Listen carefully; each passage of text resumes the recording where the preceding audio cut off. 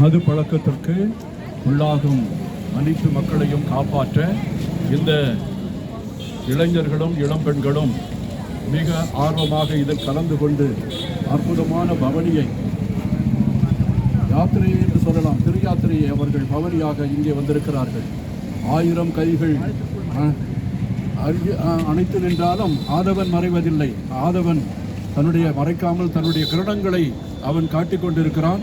இதையெல்லாம் தாங்கிக் கொண்டு இந்த குழந்தைகள் வருகிறார்கள் என்றால் இவர்களுடைய இந்த விழிப்புணர்வு குடிக்கிறவர்களுக்கும் அந்த குடும்பங்களுக்கும் இந்த சமுதாயத்திற்கும் சில சமயத்தில் இந்த தவறு செய்கின்ற அனைவருக்குமே அதை சென்று சேர வேண்டும்.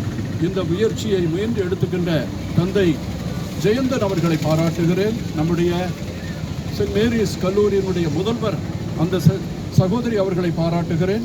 எல்லா மக்களையும் இங்கு வந்திருக்கின்ற அனைத்து குருக்களையும் மற்றும் சகோதரிகள் இதற்காக முனைப்பு எடுக்கின்ற எல்லாரையும் பாராட்டுகிறேன். இன்றைக்கு லீவு நாள், விடுமுறை நாள், தசரா விழா கொண்டாடுறாங்க, நம்முடைய தேசபிதாவினுடைய பிறந்த நாள் கொண்டாடுறாங்க, அதே நேரத்தில் ஆயுத பூஜை கொண்டாடுறாங்க.